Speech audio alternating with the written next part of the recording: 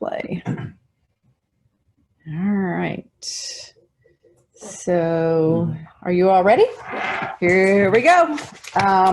You should have in front of you your Windless Cellars packet that we emailed out. And so we'll get started. Now I will tell you as we get started, part of our packet is not in coordination with the PowerPoint, but I'll do my best I can. The PowerPoint and the presentation all comes from Keller Williams University, and I have a feeling they didn't update it all. So bear with me if we get to a part where, well, that doesn't make sense, but we'll make sense of it. The class is called Windless Cellars, and it's written by Keller Williams University, and it's about the model. When we talk about a model, we talk about a program that's designed to accomplish something. And so the model is Windless Cellars, and it's the Cellar model. And the model is made up of 7 different systems. System number 1 is lead conversion. You can see in the cycle there.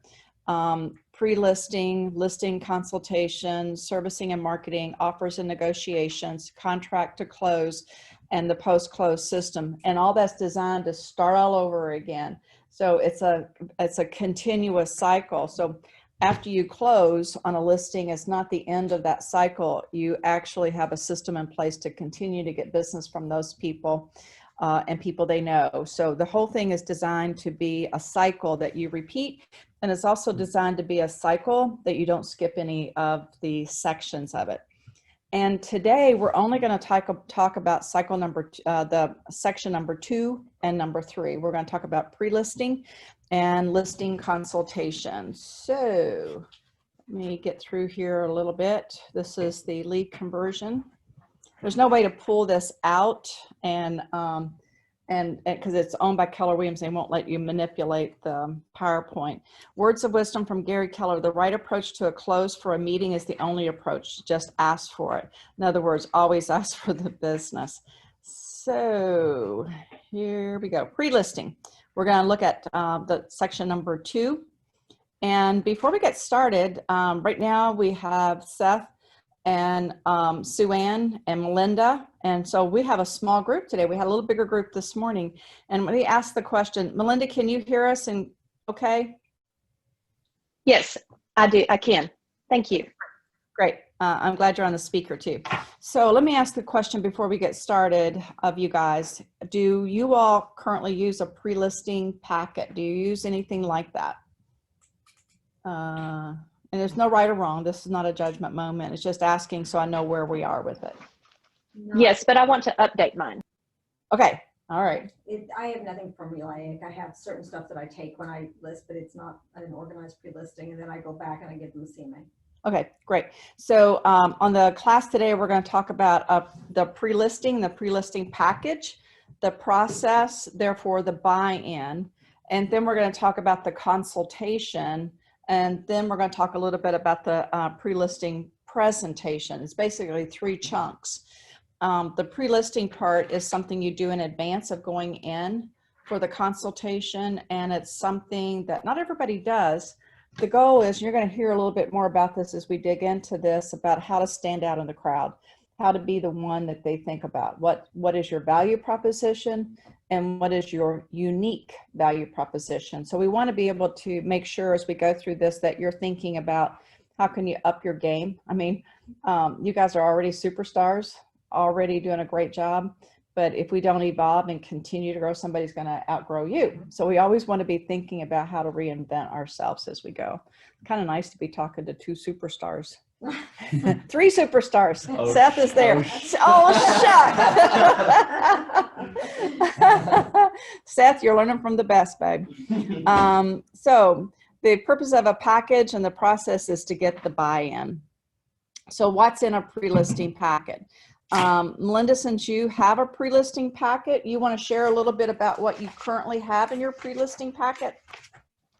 Well, mine, quite honestly, is an old one from KW. So it's that that was templated, and then I tweaked a few things. One thing I really want, there's a slide on there that says, I cannot see myself, so I hope you all are, You can hope I'm see not it. moving around too much. You look beautiful, by the way. Right. There's a slide on there that talks about where the buyers normally find their homes, and it talks about online and agents, and on down the line to yard signs and magazines, and way on down the line. And so that information on that slide is oh so old.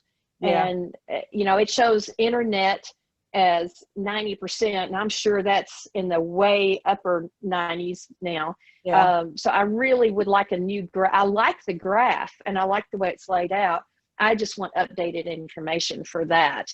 But it includes, things like what I bring to the table, testimonies, what KW brings to the table.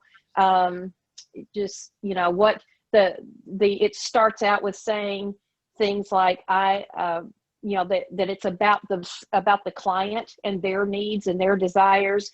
And then it talks about, basically it says, let's get this straight. You don't set the price, and I don't set the price. The market sets the price. So it doesn't say let's get this straight, but you know what I'm saying. Yeah, I hear you. So you're in alignment with it. I will share with you what the material has and some of the things we came up with in the discussion earlier. To one of your things you just said about updated information, I don't know about that slide that you have, if you can manipulate the numbers. If you can, that information is updated annually by surveys done by NAR. And you can go under buyer and seller. Yeah, I just don't honestly know how to do the graph. Okay. So yeah, that's called leverage. Repeat after me, leverage. Okay, so let's go to page 46 then on what you've got in front of you. A pre-listing package is a set of materials that communicates your value and your professionalism. Each piece of information includes and fulfills the criteria, which is, in my opinion, it's about selling you without you selling yourself.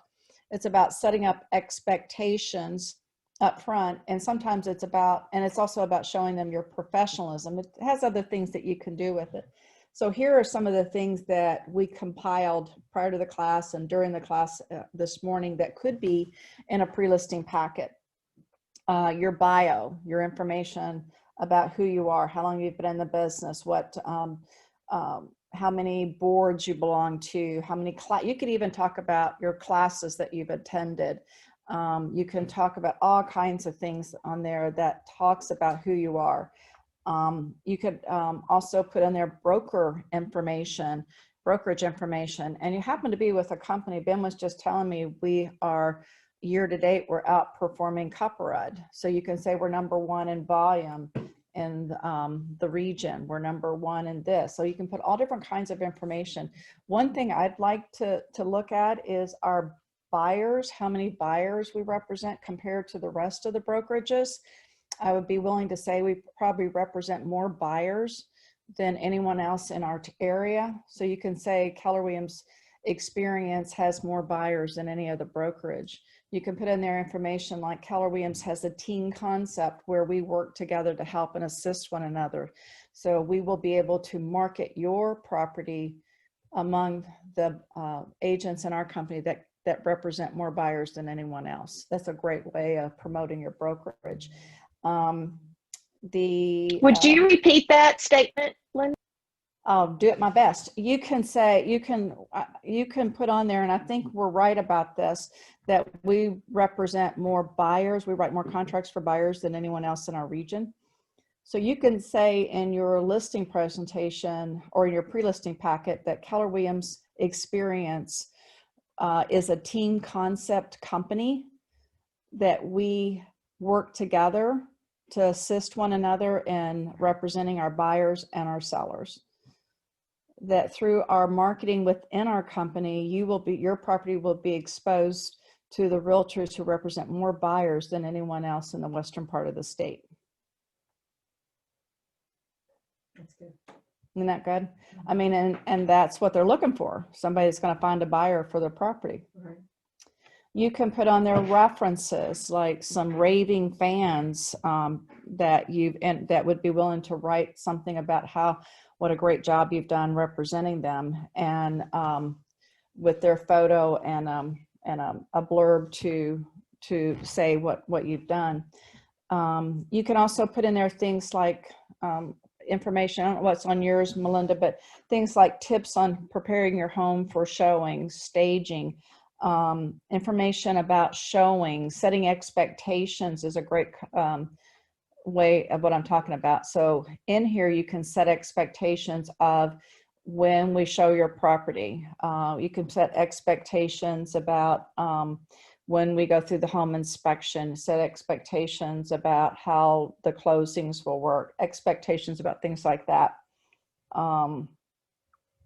You can put in there some great articles out there about how to price your, why it's important to price your house correctly. In today's market, you can put information in there about what do we do when if we get to a multiple offer situation, and how you're going to represent them in a multiple offer situation. You can put in there some copies of some of the disclosure forms so that they know in advance what these disclosure forms look like. I've shared a lot this morning about when I was selling, excuse me, and I did use the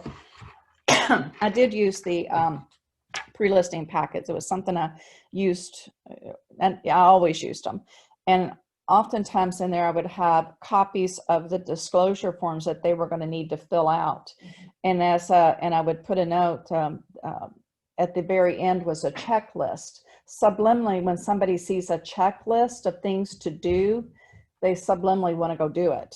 And it would actually be a checklist, like a little block, to tell them to check off these things.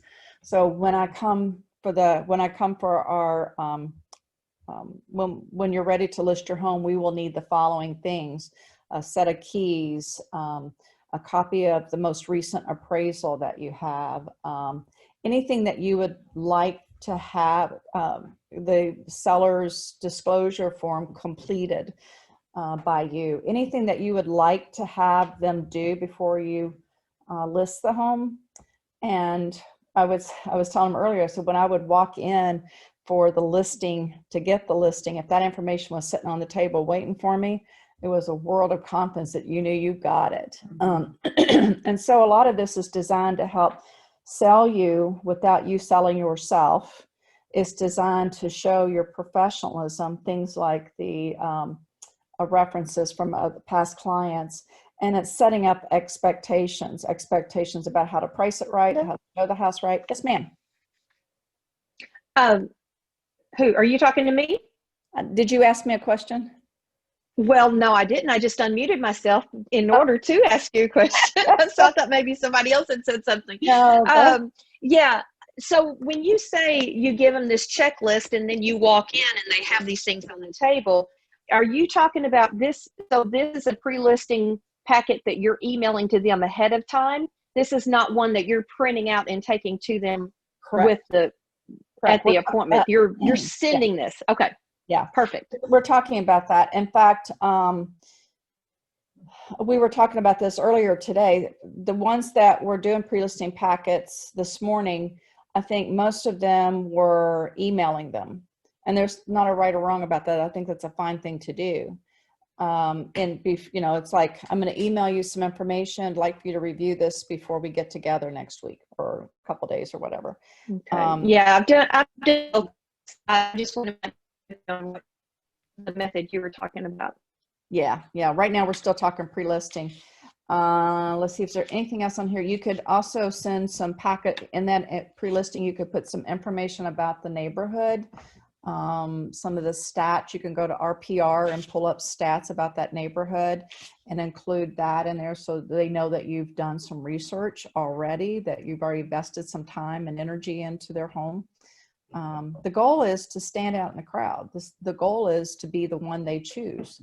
The goal is to set up those expectations so they know what to do. We were talking this morning about whether you email it. Again, most of them were doing that. One of the things I was sharing with them that I had read in an article was people will open their hearts to you when you give them a gift. And so we were saying they put them in a tote bag, and put a candle in there, like, you know, cookie, sugar cookie smell candle, or something like that, inside of a tote bag, and deliver it, have that delivered, and put it, you know, not, if you deliver it, you might get caught and they're going to want to talk to you right then, right there. So it might be a good idea to have somebody deliver that for you in advance. I think my thing got out of wacko here. Okay. Okay. Let's move to 49. We're still in the listing packet. Page 40. We're going to skip a page. We're going to go to 49.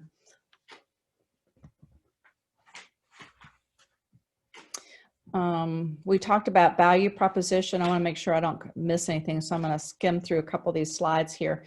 The value proposition satisfied is about them. You mentioned that earlier, Melinda. When you go on a listing pre-listing packet should be all about them, even though you say something about yourself in the form of a bio or something like that. When I was doing it, the bio and information was the last thing on there. I always did that at the end and not in the beginning, so that it's focusing on them, not me.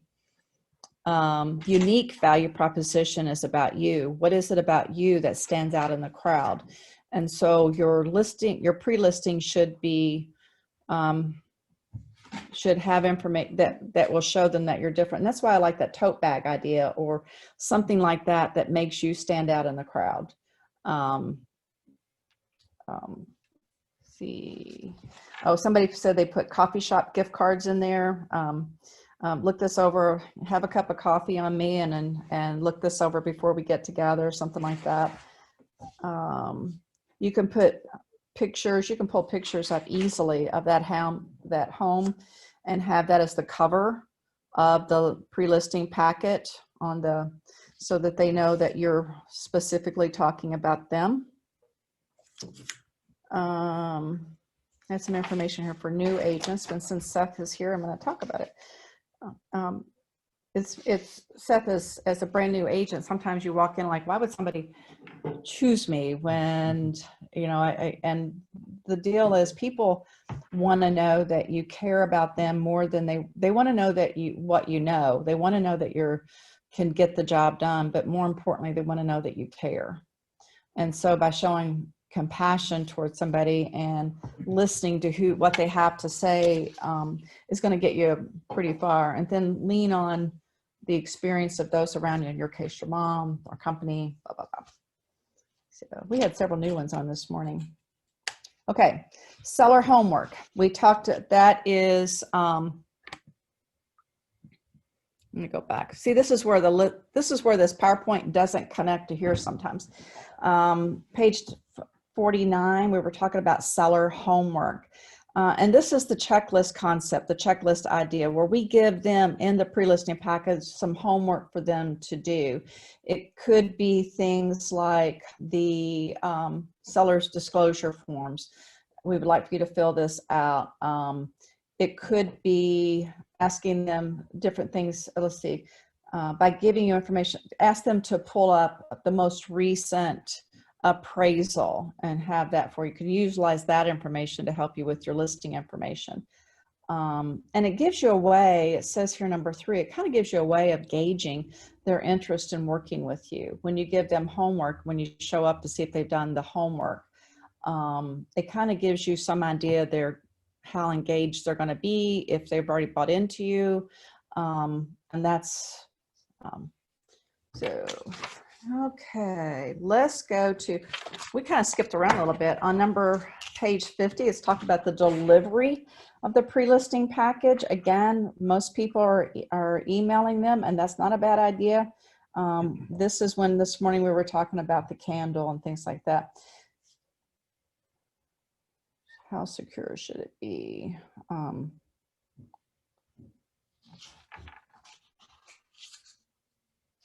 Oh, and it says have somebody else deliver it for you. So let's summarize a little bit on pre-listing packets. I didn't want to spend a lot of time on the pre-listing packet just wanted to put that out there because I have a feeling a lot of people aren't doing this. And I think it will increase your odds of getting the listing, especially when you're up against more than one agent. I mean, if there's somebody else coming in and they don't do it and you did, I mean, you've got a leg up already. So what are your thoughts about what we've heard so far? I put together, and I guess it would be defined as a pre-listing packet. It has most of that information in it. Yeah. Stats and bios and my testimonials and everything, and I have it in a folder. Ready to go. I take that specifically to them and I leave them with a property disclosure to fill out. But I do have a brief meeting with them and I give them their homework at that point. Yeah. Then I go back and I list the property. Yeah. Again, that's not bad. That's a pretty good idea. I mean, that's really a nice way to do it. Some people, it depends on the circumstances, because what we're kind of talking about here today is almost a 3-step process, Yeah. building up to the actual listing the Yeah. home. Sending the pre-listing packet in advance so they have a chance to Saves read some it. time. Yeah. Yeah, and it'll save you time on that face-to-face, because the next appointment would be your consultation, Mhm. where you're going to preview the home, where you're going to get information about the home and things like that. And so some of the homework could have been done by the seller before you get there, and it will save a lot of time. I think that we kind of do it in 2 steps, don't we? Like the You're a pre-listing 2-step? packet. We take the pre-listing packet, we leave them with their paperwork to fill out, the disclosures, give them their information, and we draw up their staging stuff. Yeah. I kind of assume the sale, and then I go back and we photograph and list. The part I like is you assume the sale. I do. I'm terrible. I think that's a great way to go in. Wait, you interviewed someone else? What? What? Yeah. What do you mean? Yes, that did happen. Someone told me they interviewed someone else, and I was like, oh, no, you don't. I was in a listing presentation one time, had gone through up to the point where we brought the material and we're getting ready to sign it. And they said, well, the guy leaned back and said, well, I don't know how to tell you this, but I'm going to go ahead and list it with my nephew. He's new to the business, but I just think I'm going to get in trouble with the family. And I just looked at him like, it was a stare off, like, what? You know, there was I had this total confusion about it. I used to work for a doctor and his front desk, and part of the job was to collect payment when they come. And I had this thing where if somebody said, well, I can't pay you, Dad, drop the pencil. It's like, what? What do you mean? What? Like, you're weird. I had this sign beside my thing that says Helen Waite. The woman's name was Helen Waite. And so I said, you know, I never did it, but I always kid that I would do it. I said, well, you need to go see Helen Waite. You need to go to Helen Waite. Anyway, so that shock of like, what? Can't believe you do that. So based on some of the things we've talked about so far right now, is there anything you will change moving forward based on what you've talked about today? I really like the idea of giving them a gift at the same time. I feel like what we give them is sort of a gift, you know, I mean, it's a folder, you know, Yeah. whatever they can use for their kids. I don't know. Yeah. But I like the idea of having gift cards or something in there. To me, I Yeah. think that's really. You know, and Sue-Ann, the way you're doing it, you could still do that. You could still email or send a pre-listing packet in advance of you coming. So they've got something before you get there that ties them to your visit when you come, in case they are talking to somebody else. Kind of. And then when you come, you can even bring, I used to bring a little tiny basket with a sugar cookie smelling candle or candy corn caramel, something that smelled sweet. What else would be in there? Just different kind of little trinkets in there. If it's in the fall, maybe a small pumpkin or something that was a gift to them when I walked in the door. It's the same concept of breaking bread with somebody. It's like, here, this is for you. And it emotionally and subliminally ties them to you. Yeah. In the form of gratitude. They feel subliminally, they think they owe you at that point by giving them a gift. Yeah, I like So, that. yeah. I like that. Anything else, Sue-Ann? No, I did want to say something though. I did not know how long our class was going to be, and I have a pre-listing presentation. Yay! At 2:15, I'm going to leave Seth here. Okay. Seth, I wanted you to go see that house. This I'm gonna lasts be here. we've been doing it was an hour and a half this morning. Yeah, So, so it should be okay. a little bit over. I just told her I think I'd be there. Okay. Melinda, anything from what we talked about so far you will make changes about or do differently? Well, I mean, you talked about, I usually go over staging tips with them while I'm there. So I may start putting that in. It sounds like this is giving them a lot of information that I usually go over personally. Yeah. So anyway, yeah. The pre-listing packet information can be very generic. And then when you're there face to face, and the part of the concept that there, Melinda, is it's in writing, therefore it must be authoritative, therefore it's not used by it. And deliver more bad news that way than you can face to face. And so when you go in and say, oh yeah, I do believe we need to declutter, there only needs to be 4 things on the counter, whatever it is you say when you walk through, they probably read that. And so when you say, it's like, yeah, okay, I get it, I'll do it, you know. See what I'm saying? Yeah. So anything that you will do differently as a result of this? Yeah, I'll tell you one thing I have not done is I haven't given them property disclosure up front. Usually I, have that with me, and once I know they're, listing with me, I, give them that. But I haven't given, sent that in up front. So there's no right or wrong on that, and that's a 50 as far as I'm concerned, whether you do or you don't. To me, it was just something I would leave behind for them to be looking at, for them to start thinking about. That's the most time-consuming thing, and if they can fill that out when you pick it up, if you're signing everything else, it can be signed. I don't like to have that one done online on Dotloop or whatever, because it's so tedious. Yeah, but this one you can have them do it, and then you can, so if you have any questions about this, just leave that part blank and we'll go over it. Yeah, I'm with you, Suzanne. I don't like it on Dotloop because I think it's cumbersome even for somebody who's pretty techie. It's just cumbersome on the Dotloop system. Okay, so let's skim through a little further. We're going to the pie number 3. And again, I apologize that this doesn't coordinate. Each one of those reds should be one thing at a time. Oops, mine got out of context here. This is number 5.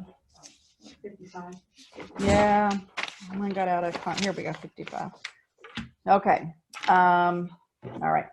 Consultation. The consultation would be step number 3.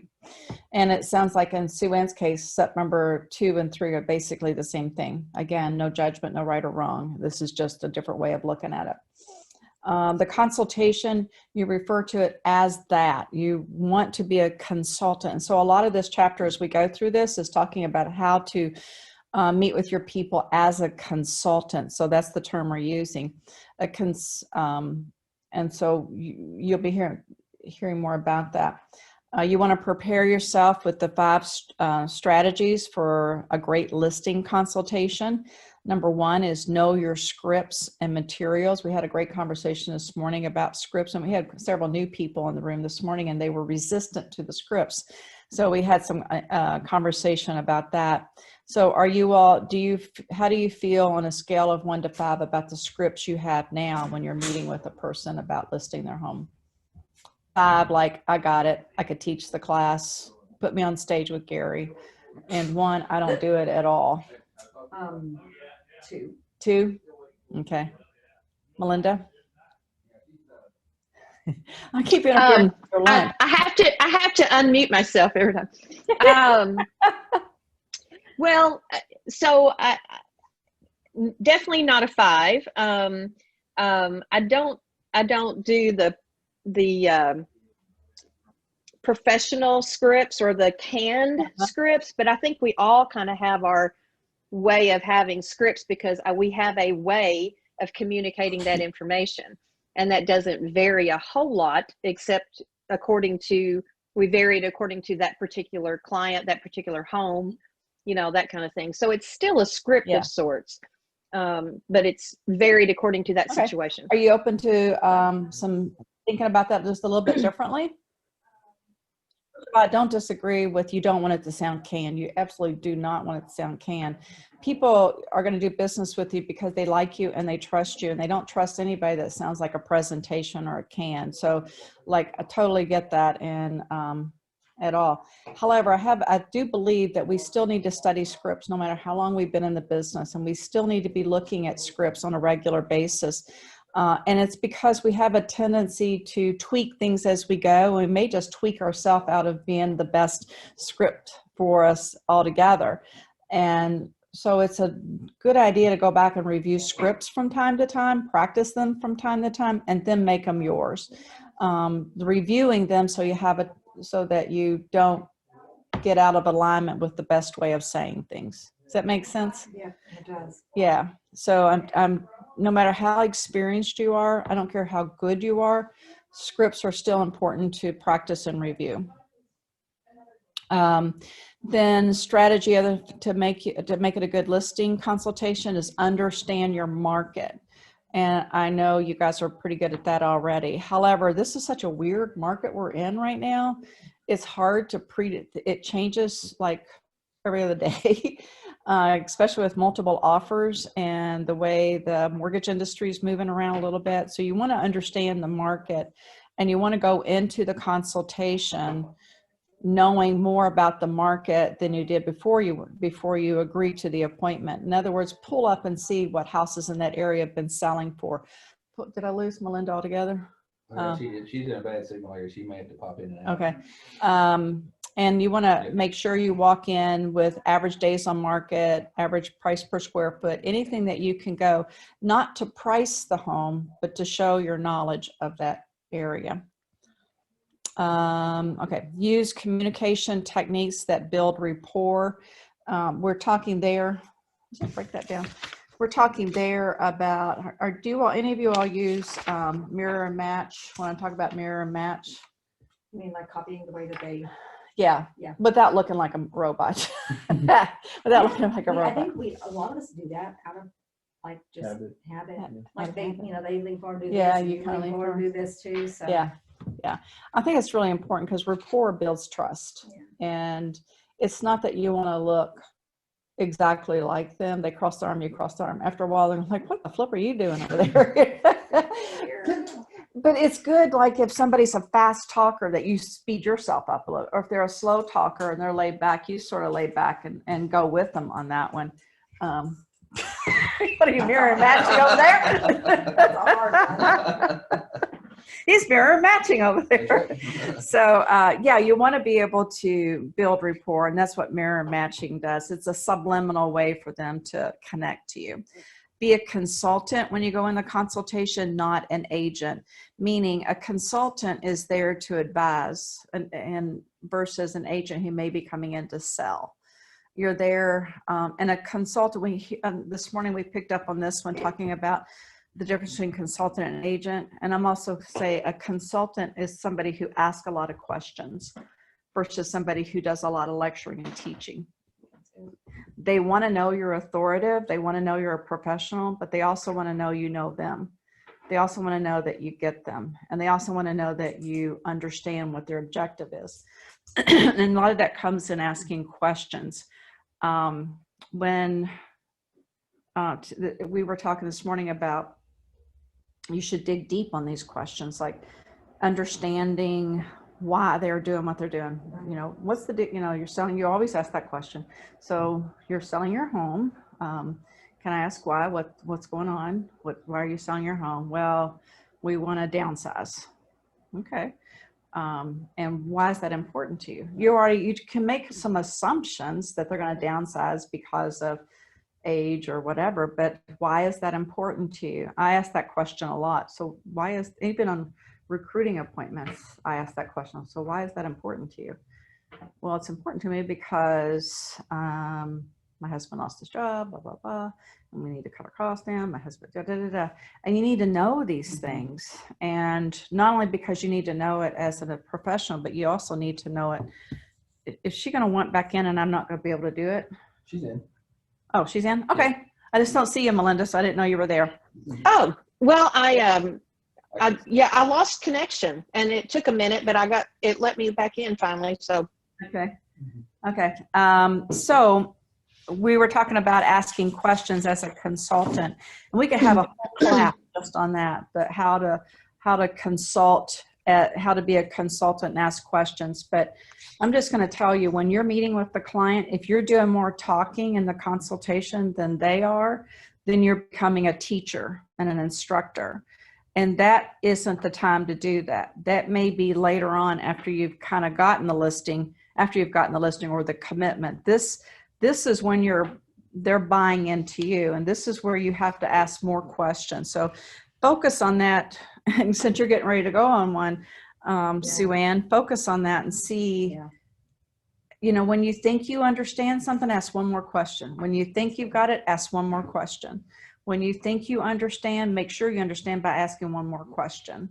You don't want to be the one, if they're interviewing more, that the other person asks the better questions. You want to be the one asking the most questions. That's good. So, and build a appointment toolkit. The appointment toolkit was on, my thing is all out of whack here. 56, 57. Anyway, I've lost it somewhere. it's on 58. Thank you, ma'am. Oh, that's why it was out of whack. 58. This one we spent a little bit of time on this morning. It's about making sure you have with you at all times in your car an appointment toolkit. This is where you have business, that you never leave home without it. Like you've got business cards, a lockbox. They say a yard sign. If I'm going on a consultation, I'm going to have my yard sign. I'm going to be prepared on a consultation to list that house, even though that might not be. Sue Ann, you're getting ready to go on a consultation, a pre-listing consultation. You want to go prepared to list it if they say, I want to list it right now. Like, oh, well, I'm not ready right now. Right. But Linda, with the new 24-hour thing, you're not ready to have it. You can't put the sign in the yard right then because you got to schedule photography and all of that. So the new 24-hour rule kind of. You can't have a contract ready for them to sign. I'll tell you what I've done. Yeah, just not the sign. Yeah. I left my sign there at their house. You've left the sign at the house? I left it on the side of their garage or on the back side. Yeah, I've left the sign at the house before. Yeah, and that's not a bad idea. Oh, it's kind of like taking ownership. Yeah. Like marking like a dog. She's made the I assumption. don't pee on it. I just leave it there. So, all righty. So let me make sure I didn't forget anything. Building rapport, be the consultant, ask questions. Okay, it's in the toolkit. Okay, we're at 59. We're actually going to do the consultation. And I'm just, this thing does not want to work right, so I'm going to do it like that, and we're going to go to confirm the consultation first. It's really important to confirm your consultation, any appointment. Make sure you do that. And it sounds silly, but I would have somebody else do it for me. You can have Seth do it for you. Melinda, you could have somebody at the front. You could have Bridgie do it for you. You can have somebody call and say on your behalf, in Melinda's case, I'm calling for Melinda Watson. She has an appointment with you tomorrow at 3:00. And I just wanted to confirm that still works for you. Have somebody else besides you call and confirm the appointment. Again, it makes you look like an absolute professional that you are. So do that. I mean, doctors don't confirm their appointments, and you shouldn't confirm yours. I like this idea. I have a point of what something that I have done has only yielded me two stand up where people left me standing. I send them a message and I say, I'm headed that way and I will see you at 2:30 tomorrow afternoon. And I don't ask them if it's okay. Yeah. I don't. Yeah. If it's not okay, they'll tell me, but I've found that you're just heading in that direction. Yeah. And you can have somebody do that for you. You could have our agent services, Seth. You could have agent services call in advance. You just want to confirm, and she will see you then. Yeah. And you can still do it that way. But the point is, you don't be the one that does it. Yeah. Okay. And then, and I would, and this, and the literature here talks about moving it forward quickly, and I do move it forward quickly. The more time you delay in getting in front of them, between the consultation and the listing, or that the odds start dropping. It's like days on market. The longer it's on market, the price starts dropping. The same way with the consultation, the longer you delay in getting in front of them, your odds keep dropping. That's what I was telling you about buyers, remember? Yeah. Number 2, adopt a yes mindset. Listing masters develop a mindset of, and it sounds like Sue Ann's doing that really well, and I'm sure you do too. Well, as Melinda did that. You make the assumption that you're going to get a yes. You make the assumption that this is already done. And so you talk in those terms, you ask questions in those terms. Well, when we list this on things like, when we put this on the market, we're going to go, after we get the photographer, everybody in, we will have it on the market, blah, blah, blah. Not if you list with me, Right. it's you, the conversation is we will, this is Right. what's going to happen. This is how it's going to happen. I do that whether I know if they're interviewing somebody else or not. Yeah. Yep. That's right. That's how you do it. The literature goes into your personal mindset and building affirmations. And I know you all, I'm going to kind of skip through that because I know you guys already know that. Let's talk about entering and touring. Number 3, enter and tour. You always thank them for the opportunity. You start every tour, every whatever, and thank them for this opportunity. First of all, I want to thank you for giving me this opportunity to review your home today, and move right on into it. You want to arrive early. Early could be never late, never late. Even if you have to sit down at the end of the street for 10 minutes, never, ever late. And early is anywhere from 5 minutes to on the money, 1 minute ahead of time, but never right on the money and never late. I lost a $750,000 deal one time because I was 15 minutes late. And I was never late again after that. I grew up in a household where my mother says, you're on time even if you're 15 minutes late. I'm like, seriously? That's how I grew up. And so I carried that into my life. I didn't know better until I lost a $750,000 deal. And I'm like, that'll never happen again. So not to interrupt, I had a point about this. So I was watching a video and they were discussing arriving, early, never being late. And they said, what's the thing that always makes us late? If we're high producers, we have a lot of things that we're doing. So you're going to catch one last email, going to catch one last message, you're doing one last thing. And they said, do that at their driveway. They can leave and then go finish your text and your email and whatever in their driveway so that you're not late. And I was like, that was a life changer for me. Yeah. And they, when they know you're really, really busy and you show up late, even if it's 3, 4, 5 minutes, they're going to make a subliminal assumption that you're too busy for them. Oh, yeah.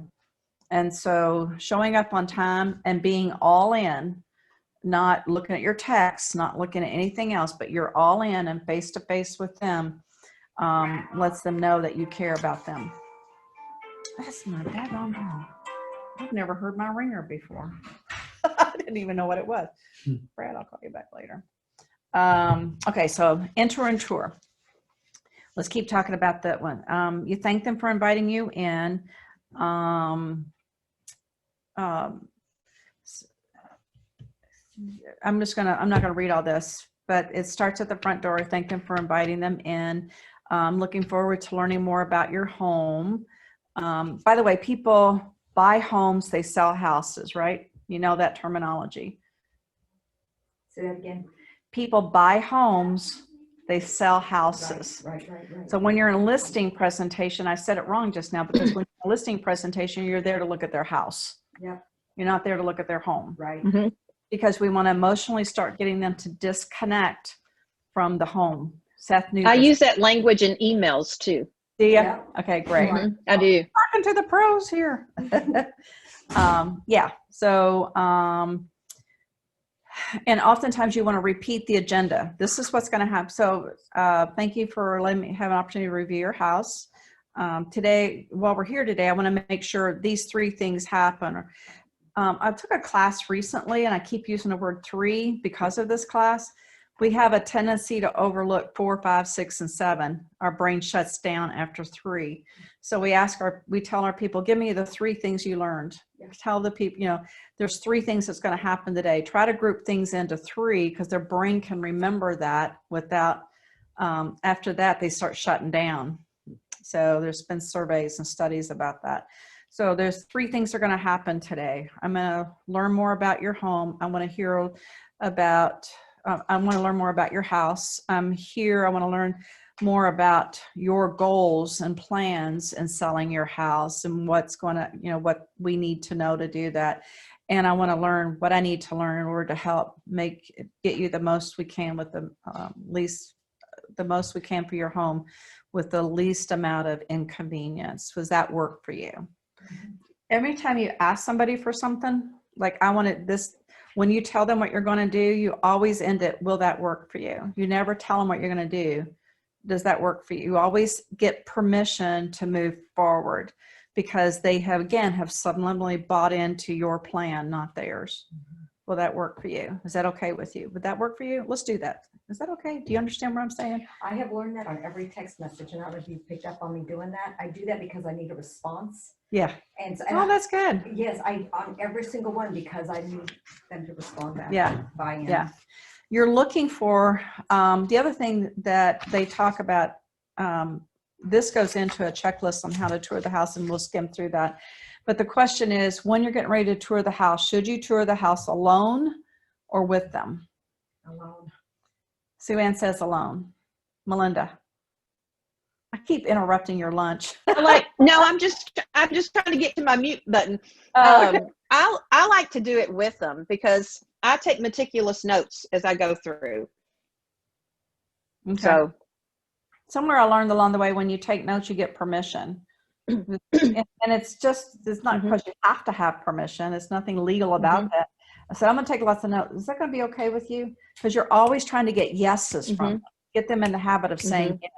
I'm going to take notes. Time is important to me, and it depends. If I've got the time to waste, they will tell you, they will take an hour going through their little house. Exactly. But if I need to get them to an answer without getting them discombobulated, I'll make the property disclosure, and I'll say, I'll go tour it, then you can tell me the most important things about your home, and then I'll come back. Yeah. So when I have been most successful, I've done it right. I have gotten that little man, remember that little teeny tiny house? He had me over there 2 hours showing him a house. That was Well, here's 1,100 square feet. here's the thing you could run into, Melinda, when you got them touring the house. This is the thing they warn you about that. When they're touring the house, they're still emotionally attached to it. They're wanting to show off the things that they're proud of, and they will overlook the things that they're not. And you tell them that I'm gonna, while you're sitting here filling this out, I'm gonna tour your home because I want to see it through the eyes of a buyer. They also get defensive, and this is what I have come across.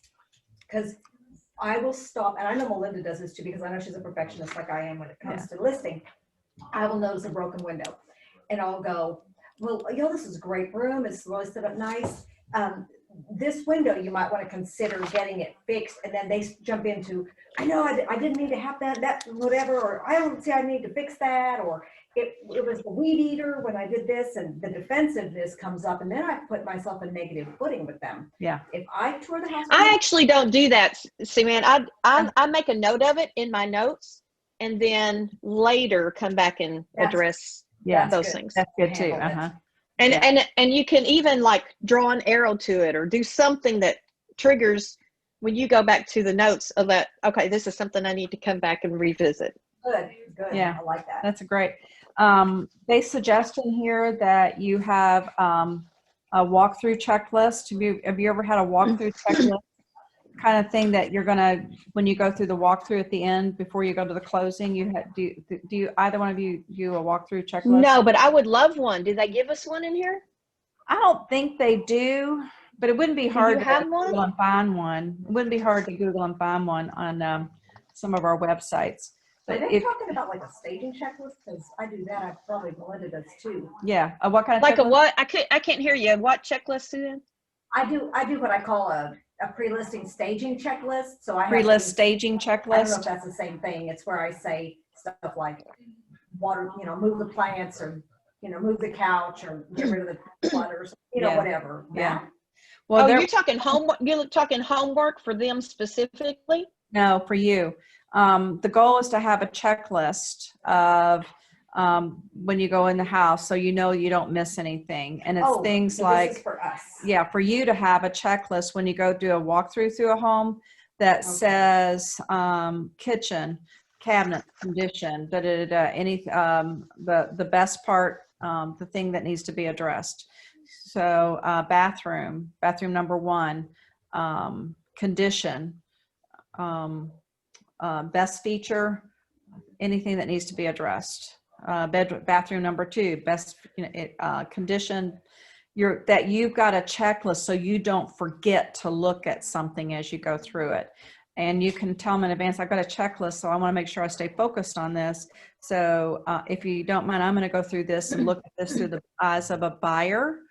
And when I get done, let's sit down because I want to hear more from you about your home. That's good. That makes sense. I like it. Yeah. Yeah, I like that. Yeah. What are you having them do while you're going through? Yeah, because you've already sent them the pre-listing package, so Sue, hopefully they've already looked at it. Sue Ann says she has them look at the property seller's disclosure. Did I hear you right? Is that what you do? When I go with the pre-listing, I give them the property disclosure. I tell them, fill out the property disclosure. I tour the house. I do a staging checklist.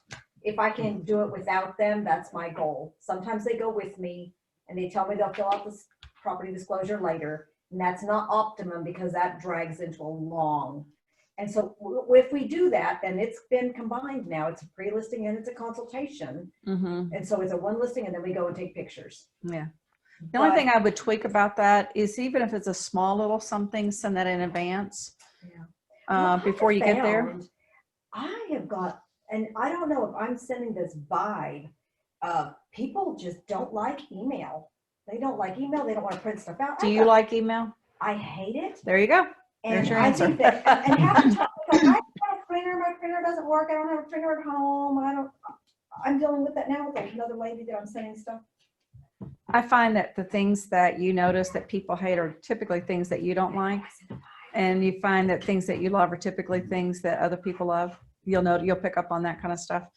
It's crazy. Well, I think too, Yeah. it depends. We're such a rural area, and it's, if I'm going for an appointment in Paducah, it's easier to take. I like the idea of the tote bag and all. Yeah. And I've got I've got 300 of them stacked up here in the corner that I need to start using that for.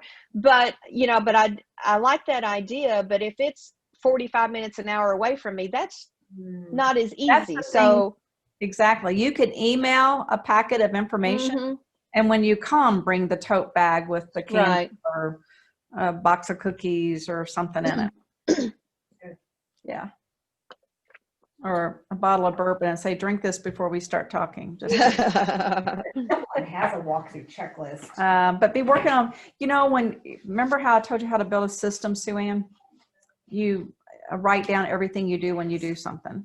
So when you do your next walkthrough, write down everything that you're looking for, what you do, and bring that back and build a checklist out of it. That's so true. Okay. Yeah, I like that idea. I write those things down in my notes as I'm going through, but I like the idea of having a standardized checklist. So it'll be a lot easier to review. Exactly. And it gives you a chance to control your time. Take good notes with Mhm. to go get my stuff. Okay, so we're going to go into how to have conversations as a consultant. So based on what we've talked about so far, before Sue Ann walks out the door, what did you pick up that meant the most to you? Then you can leave. The walkthrough checklist. Walkthrough checklist. Yes, being Okay. prepared and Yeah. rethinking my pre-listing. Yeah.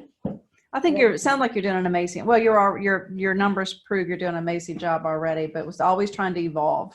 I've got to, yeah. Yeah. Yeah. Well, I know I have a lot of improvement. It's always evolving. Melinda, with you, what's so far? So far the walkthrough checklist, I love that. Okay. Yeah. I have to say, I think in talking about this, I think about, and I'm not going to name names, but if I tell you it's an agent that we all cringe if we have to work with, you'll know who I'm talking about. But I will tell you that what that person does really, really well is at every single one of her listings, there is a sheet that she has the client to fill out that says, and I don't remember exactly, what all it has, but I remember one thing is the location of the septic system. Oh, I love that, because buyers need to know, where are the field lines? Where is the tank? And that's not on any of our disclosures. Yeah. But I think that is an awesome tool that she uses that. And so Yeah.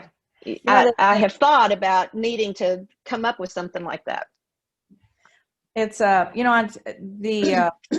of the things I used to do on my luxury properties, and you do a lot of luxury properties, is I would tell them, in order for us to meet our goals here of you selling your house for the most that you can possibly get with the least amount of hassle, there's a few things we need to do in advance, and one of them is to get a home inspection.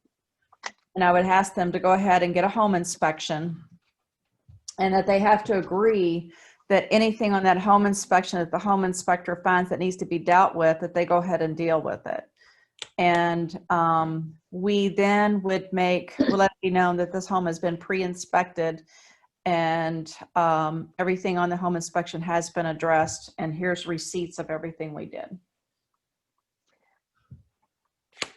So that way, there are no surprises when we got to the inspection, and people don't have a tendency to walk away from it. So that's only on the luxury. I did that listings on my luxury when I was okay, because I've heard a lot of pros and cons about doing that, because you do that, then if it shows up and they don't fix it, I mean, you've got to disclose it, because you now know. Yeah. And and a lot of people either don't have the cash, don't have whatever. But I didn't think about on the if it's on the just on doing it on the luxury. Yeah, I just do it on the luxuries because for a lot of reason. If it's on the smaller end, usually they don't have the money to do it. Mm-hmm. You never ever pay for that kind of stuff, because then you have trailing liability. Right. And you want to be able to let the new buyer know that we have already had it inspected. It came back great. There were a few minor things we need to deal with. And you also tell your seller, if it comes out with something big, wouldn't you rather deal with that now than later? That way we have control on how we get it fixed and taken care of. So, and they usually they always great, let's do it. So, okay. Now I've also heard on that, Linda, about that, maybe not have a full home inspection, but the big things, the foundation, roof, whatever, Yes. So kind of I don't know what they call that, but kind of a limited inspection. Inspector Harry is has talking. a 4-point pre-sale inspection, and it just goes over roof. And Melinda, are you familiar with Josh Armis? I met him at Bold last year, but and I know he has that. He does a pre-sale inspection, she said. Roof, electrical, plumbing, and crawl space. Yeah. Hey, Carrie, would you send me a picture of that, please? I will. I think I had it at one point in time. That was like a year and a half ago. Yeah, we kept a copy of it. We haven't had any Okay. do it, but it's something that we offer and let them know about. Yeah. Thank you. Ben's going to send it to you. It's coming from Thank Dan. you. Thank you, Ben. You're welcome. Okay, the next one is getting confirmation, number 4.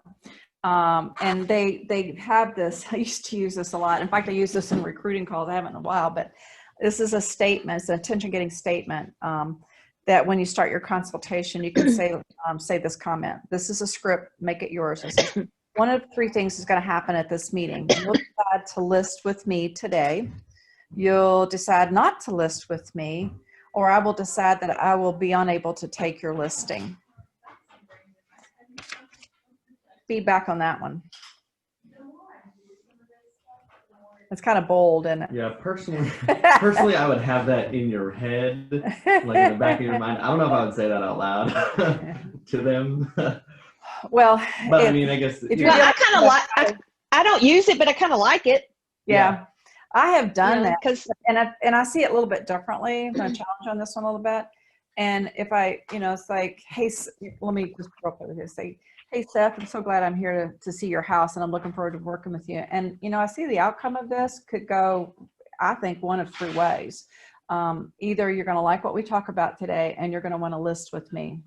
Pause today. You're going to want to list with me today. Or you may decide that you don't want to list with me, and that's okay. And the third thing is possibly that after the end of our conversation, I may decide that this is probably not a good fit for me. So would you be okay with that? Yeah. Yeah. Yeah, I can see how that would, Yeah. how that sounds a little better. I'm thinking that it probably work. I think it would just kind of depend on like the personality of the actual owner. And I mean, you could tell right away You can tell. that, Yeah. whether or not they'll be receptive to something like that. The reason I do like it a little bit, and I've done that before, because it brings out that competitive, what do you mean? You're going to say no? Yeah. What? Why would you say no And to me? why would you say no to me? And it lets them know that you yourself has decisions to make. You are a professional and you have decisions to make. Right. Because if they don't want to price it right, do you want to take an overpriced listing? Do you want to take a listing that is not going to sell? So just putting this up front gives you a chance to say, and I may decide this isn't good, this may not be the thing that would, I may not be the right agent for you. And this may not be, and if it's, would it be okay if I tell you that at the end of this, that I'm not the agent for you? That I don't want to, that I can't take your listing? Mhm. And they're like, well, yeah. And then all of a sudden they want to win, Yeah, exactly. So it's just the way you look at it. I wouldn't be so spoiled as like, I might not take your listing. Yeah. That's Yeah. kind of rough. I think with sellers that are more like kind of upfront and like quote unquote bully type owners or whatever, like I'm sure you know exactly like kind of the type of people I'm talking about. I think that would probably be perfect for them because they're probably going in automatically assuming like you're trying to fight for me or whatever. Yeah, you go into it. Oftentimes they think I'm going to control this. I'm going to get this realtor to discount their rate, and I'm going to get them to list it at my price, which is high. And they think that you're trying to get their business, and it's really a win-win we're looking for here. Exactly. Yeah. I'll say when presenting materials, this is in bold print, so it's kind of important. Make sure you don't forget that you're in a conversation. You're not in a tell, they listen mode. You're in a conversation. So you want to invite participation in that. You want to create a relationship of trust, confidence, and responsibility because you're a consultant. Take the time to understand their wants and needs and recommend solutions that satisfy their wants and needs. Again, this is a consultation. And that's where I dig deep. When I want to know more, when I think I know it, I just want to ask it one more time to make sure I did understand it, I didn't assume it, and that they know that I understand it. Educate clients so that they can make good business decisions, and tell clients that they not that you need to hear, and not just what not just what they want to hear. So far, so good. Number 5, uncover and prioritize needs. This one could go into in-depth class on its own. We want to explore the client's needs. We want to understand it, and we want to be able to prioritize it because everybody buys and sells for a purpose and a reason that's unique to them. It may not be unique to the world, but it's unique to them. thank you. And, so the only way to really do that is to ask clarifying questions as you go through the process. You want to help customers articulate their own expectations because it's not just us and our expectations that matter. So it comes in the form of questions. And we talked this morning about digging deeper into the questions. And one of the things that I told them this morning that I always felt when I was selling, that's probably one of the most powerful questions I asked after I felt like I understood their goal and I understood what it was they were going to accomplish and why they're going to do it, I would always end it by asking this question. So now that I, let me get this straight. And I paraphrase back what I think it is. So do I understand that this is why we're doing it? You're selling your house because you need to downsize. And you need the downsize because your husband lost his job. And you need the downsize. And you're telling me that your timeline is that you want this to close before January 1. Did I understand that? Is that what we're saying here? Okay. Have you thought about Plan B? What if it doesn't sell before January 1? What if we don't close before January 1? Have you thought about what your Plan B would be? Because we want to get them in the mindset that they got to be buying into what you tell them to do as a professional, so it doesn't delay the process. Does that make sense? People will avoid uncomfortable conversations, and if you put it on the table, then they have to get real with it. What do you think? On page 64, they talk about 3 deep questions. 3 deep questions. Here's the example of what they are. Is there anything that you'd like for me to know? Why is that important to you? That's probably one of the most questions you can ask. Why is that important to you? On a scale of 1 to 10, 10 being the highest, how important is that to you? It's the same topic, but you've gone 3 deep in questions on it. So far, so good? Okay. They gave you some examples there. You know, we've been in this business, Melinda, you've been in this business a long time. We can walk in, we think we know everything there is to know about why somebody's going to do what they're going to do, but they will hide from you some critical information if you don't dig deep to find it. That could make a decision about whether they're going to sell it or not, or why. Yeah. I learned to ask lots of questions when I was in banking. You know, every situation is different, and you don't make assumptions. Yeah. Except assuming the close. Okay. Would it be all right if you guys, if I take like a 5-minute break real quick? Okay. I'm going to run to the restroom. I'll be right back. Okay. Linda, taking a couple minute break.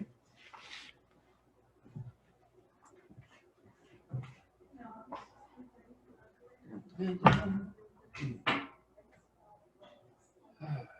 getting a lot out of this? It's good class. It is. Yeah. Good information. Yeah, and really, because the conversation's been different than it was in Paducah, which is good too. Oh, yeah. Mm-hmm. How'd it go in Paducah? Oh, well. Oh, sorry. Oh, you're fine. I'm at that same point. Gosh, 2 o'clock. 2 o'clock. yeah, I just ate a big Qdoba too fast. I had pulled pork barbecue from the keg. Have you been there yet? Mm-hmm. Yeah. Had like 1,800 calories. Yeah. So I'm like crashing. Yeah. My coffee is like not working anymore. I got to run to Walmart and get some water for the thing. Oh, our machine? Yeah. Does it take like those big jugs? Oh, yeah. I got to take the 2 we have back and. Do they like recycle them or something? Yeah. Oh, okay. Trying to get this girl on this dating site to join Keller Williams. Really? Yeah. You're on a dating site recruiting? Is that what Yeah, I really am. I'm on this dating site, getting clients and recruiting. No, I don't want to go out with you. I want you to work with me. No, that's a conflict of interest. I want your money. Pretty much. Oh dear. Whatever works, right?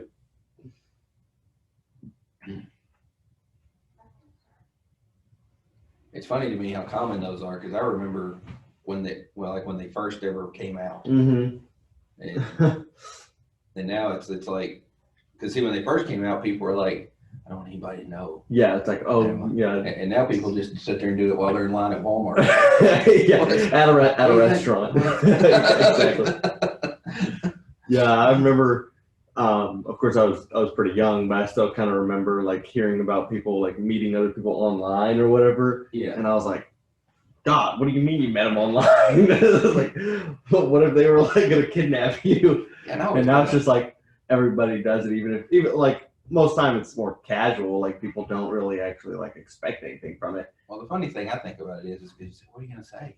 Yeah. What do you say when you go on a first date anyway? You don't know them. Yeah. You actually have a head start. Yeah, exactly. You have the conversation. Yeah, and you've got information right there. Yeah. You got a head start. You can already start with the lies real early. It's like, and then you have records, you can remember them. That's right. All right, I'm back. Thank you. Okay, digging deep into questions. We're getting near the end here. Yeah, okay. I'm going to go to check for commitment. This is always a balancing act, checking for commitment. Throughout the process, you need to ask questions like the examples here. Do you have any questions or concerns about this listing process? Even though you've already gone over it. Throughout the process, to keep asking questions to make sure we're heading in the direction of the commitment. And you don't want to assume anything. Sometimes you've already know these people. Sometimes they've been past clients, they were referred to you. You think it's a shoe-in. And have you ever lost one, Melinda, when you thought you were going to get it and you come to find out somebody else got it instead? Yes. Yeah. Doesn't happen very often, I'm sure. The longer you're in the process, the less that's going to happen. Right.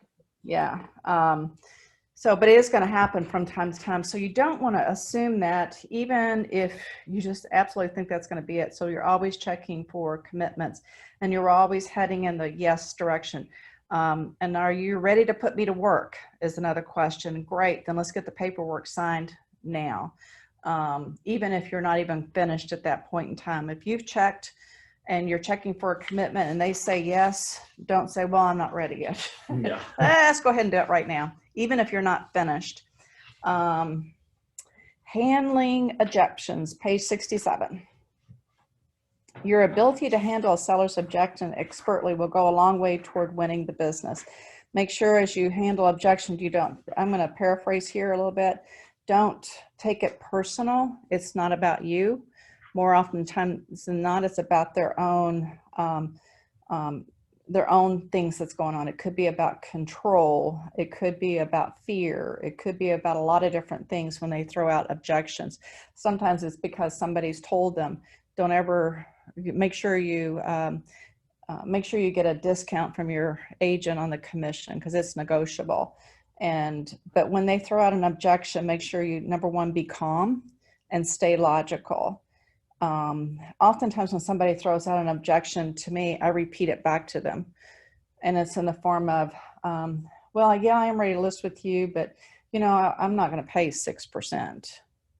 And I usually answer that by saying, well, okay, well, let me make sure I understand you correctly. So you're saying you like everything about what we're doing here. What you're saying to me is that you're convinced, based on the presentation that we've done today, is that I can get the most for you than anyone else. I can help you get to where you're going to go when you want to be there. So everything else you like except the commission. Is that what you're saying to me? And repeat it back to them in such a way that they have to say, yeah, I like everything about it except. And then you go into your script. Melinda, do you have a good script for the objection of price? Commission? I think about that one. I don't get that a lot, but sometimes, and sometimes they just want to hear your answer. I think sometimes they're not actually, I have decided that they're not always ask the question is risking that you will do.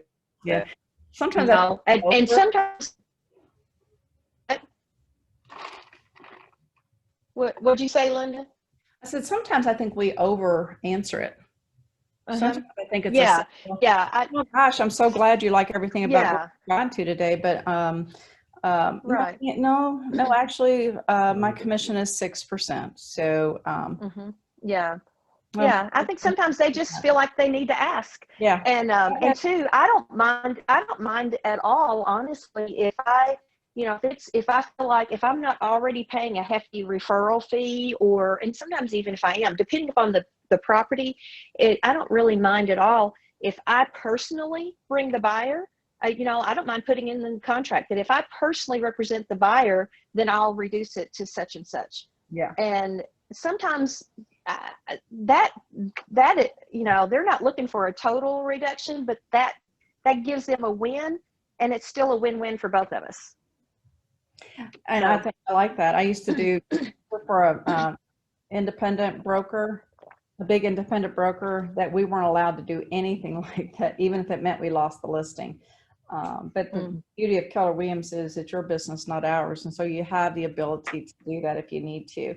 And oftentimes they're just going to ask because they want to, because they have to. They feel like they're going to leave something on the table if they don't. And it's that what if you do. And if they push back the second time, I'll say, well, why is this important to you? What is it about this that is important to you? Well, I got somebody down the road that can do it for 5% or 4%. And then I said, well, I know somebody will do it for you for 3%. But I got to tell you, you're hiring a professional and you want somebody who can do the best for you. And if I'm willing to negotiate my commission and take away from my family, what do you think I might do for you? You know, you want somebody who cares enough. And I find in a full service company, people get more in the end in the long run anyway. Let's go ahead and get started now. And then don't wait for an answer. Just go ahead and let's go ahead and get started now. And then they keep pushing back. Then you have okay, how about if we do this? We're going to do 6%. If I bring the buyer and I'm representing both sides of the deal, I will be more than happy to drop that to 5. Will that work for you? So that kind of thing, because if they keep pushing, but if they keep pushing and they're not going to do anything but that, and you say, well, this is one of those times where I may not be able to take your listing. So there you go. And I'm willing to walk away. I was willing to walk away from those because when I did walk away, those were the biggest headache. They nickel dime me for everything from that moment. Yeah, I agree. Yeah. Yeah. The hardest to deal with. Yeah. Yeah. Okay. Set and exceed expectation. Number 8, page 69 is set and exceed your expectation. It's that old saying that you under promise and over deliver.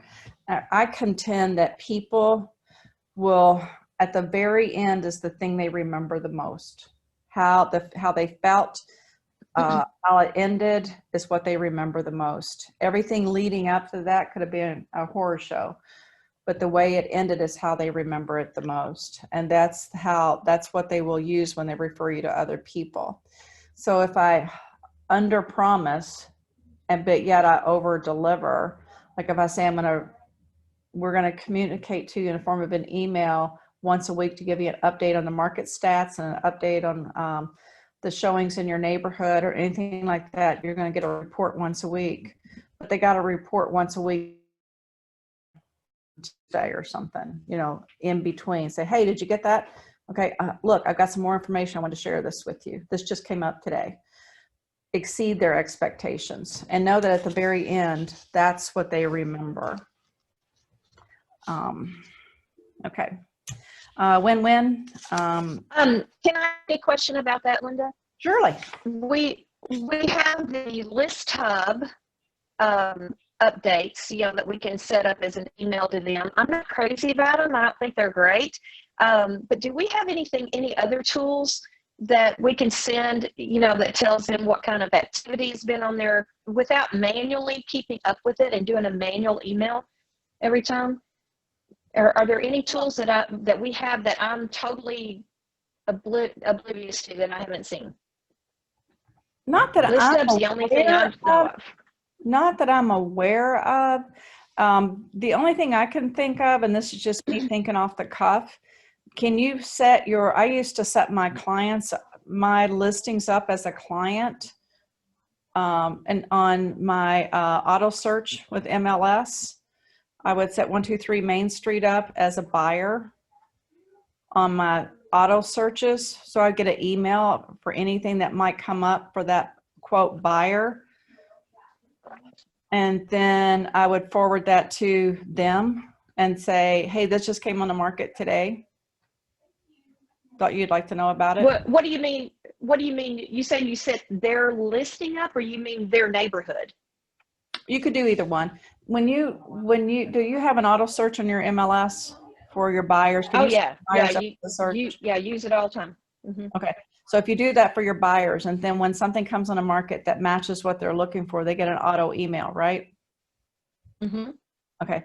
Well, you set your Yes. listings up as if that listing were the buyer, and you set their criteria, their neighborhood, their whatever as the auto search. But instead of sending it to them, you send it to yourself. Okay. And so when so you list in a neighborhood and you set up that neighborhood or that listing as a buyer. So when anything comes up in that neighborhood on the hot sheet, you get a copy of it. And then you can just forward it to them and say, hey, this just came on the market today. I thought you'd like to know about it. Okay. Make sense? That's good. Thank you. Would that exceed an expectation? Yes. Yeah. Okay. You talk about expectation have to be a win-win. 9 is about negotiating to resolve issues and problems and handling objections. That could be all day, but I think we're professionals. We know how to do it. Let's talk about number 10, close.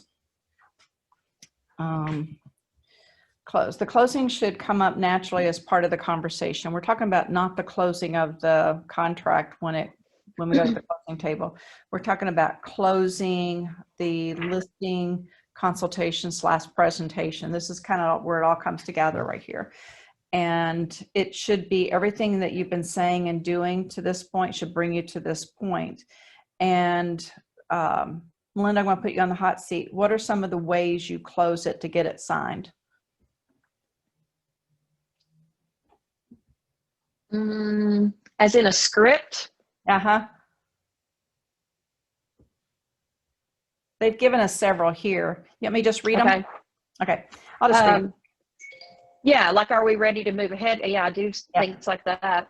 Is there any reason not to go ahead with this? And the only thing I'm going to add to those is I always put an action word at the end, like now.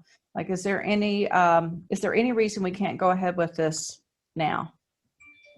Something that creates a subliminal urgency. Are you ready to move ahead with this now? Is there anything we need to do before we get started? Do you want me to handle this sale for you? Are you ready? I don't like that one, but are you ready for me to handle this sale for you? And you should inflex the words at the end, like for you. Inflex the end of it goes up in the form of a question. Based on all we have discussed, let's finish the paperwork and get started. Do you have a pen? After our conversation tonight, I feel we had the makings of a win-win relationship. Wouldn't you agree? Isn't that great? Let's take a look at the listing agreement that I've prepared for you, and let's just go ahead and both of us sign it. Are you ready to put me to work? Do you think I'm capable of doing this job for you?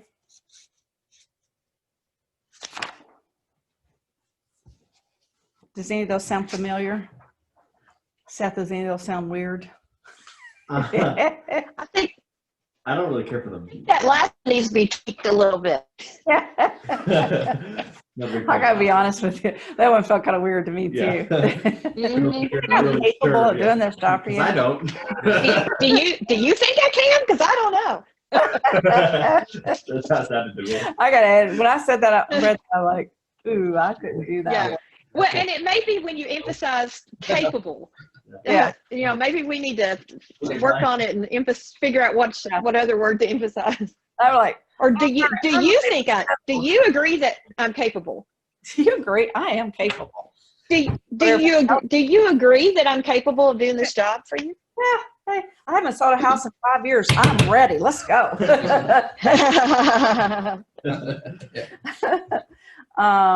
Anyway, that's kind of the end of it. Based on what we've talked about on that last part, what are some action items you will do differently?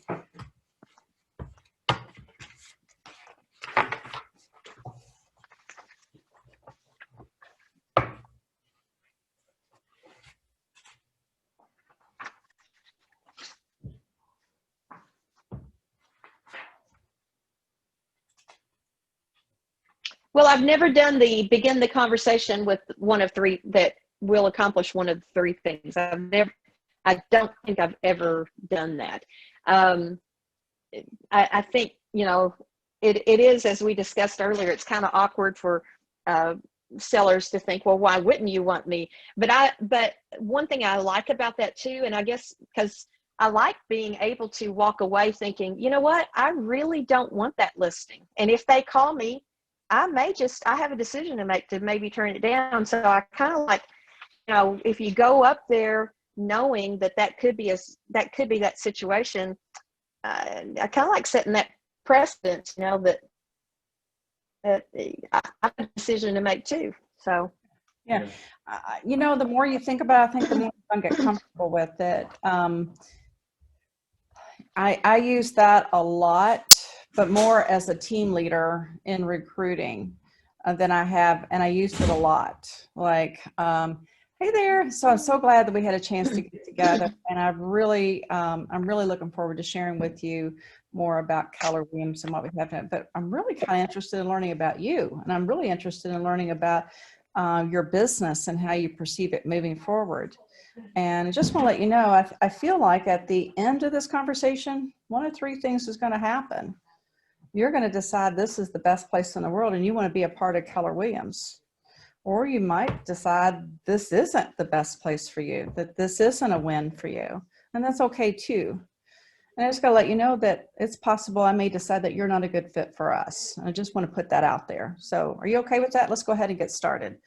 And it lets them know that this is a decision we both have to make, not just them. And if you do it in such a way that you're coming from your heart and you're not doing it in an intimidating way, it sets an expectation that if they want to work with the best and you are the best, that this is a two-way street here. That makes sense, Seth? Mm-hmm. Yeah. And you know, you've got to do it from the heart in that manner. Like, I am really looking forward to learning more about you and your move and why you're selling your house and what your next place is going to look like. And I'm really looking forward to learning more about how to position your house in the market in order to accomplish your goals. And so I see this as one of three things that's going to happen by the end of our meeting today. You're going to decide that I'm the realtor of choice for you. You're going to decide that I'm the realtor you want to choose. And you may decide that I'm not. You may decide that you want to keep looking. And if you do, that's okay with me. And then the third thing I see that could happen is I may decide that this isn't a win for me and for my business. And would that be okay with you? And it tells them that, number one, it tells them that it's the first thing is you hope that they choose you. Second thing, it takes them off the hot seat of having to say no to you. No, I don't want to use you. You've already told them it's okay. You know, second thing could happen, you could decide I'm not the realtor for you. And if that's the case, that's okay. I got to know somebody, got to know you. And the third thing is I may decide that this isn't a good listing for me to take, and I wouldn't want to misrepresent you. I think I would really have to work on that, Yeah. You know, to get the best, because to me, it's almost like two of those three are almost communicating to them, you know what, I don't really care if I get this or not. And that's not the heart. No. But I think it kind of comes across that way. And so I'd have to really work on that. No, do work on it, because I can see why you're saying that. But if you work on it and practice it and you're coming from your heart, it's like one of three things is going to happen. You may just, you know, you can decide that I'm the best realtor to represent you. And gosh darn, I hope you do. And the second thing could happen, you could decide I'm not the realtor for you to represent you. And dang it, I hate that if that were to happen. Number three is I may decide that this isn't a good choice for me to take your listing. And would it be okay if I tell you that? I like that. Yeah. Mm. And would it be all right with you if I feel that way, that I share that with you? People, when you ask permission for something in a conversation, they're almost always going to say yes. Almost always. Would it be okay if I share this with you? Would it be all right with you if I share what I'm thinking? Would it be all right with you would it be all right if I sell your house for 20% more than it's worth? Would that be all right with you? Sure. Yeah, that'd be all right. Has this been helpful in any way? Oh, yeah. Definitely. Yeah. I was telling them this morning, I think there is so much good information, so many classes that are really good at Keller Williams University. And some of them we can easily get access to. This is one. Some of them we have to buy the rights to teach it. But there's like, I think last count was like 60 classes in there. And I would love for us to get focused on the KW University courses and start teaching those like once a month. And I think now would be a good time, Ben, for us to go ahead and pre-plan. Instead of waiting, what are we going to do next month? Let's just go ahead and pre-plan a year out. And so we can start marketing them. Get some feedback from the ALC and what they think those should be. Sound good? Linda, I miss seeing your face in person. Hopefully the next time. Sounds good. All right. I know when I reconnected, you couldn't, my camera didn't work either. Is that what you said earlier? Ben could see it on. Are you looking at a black? No, I saw Ben's okay. name and not yours because I don't know why. I have no idea why. He said you were on there, but I couldn't see you until you spoke. That may just be the way you've got your settings on there. Very well be. So I will admit I'm not. Yeah. I don't know 10% of what all this. All right, girl, go have a good one. Very, very good. Okay, bye-bye. Bye.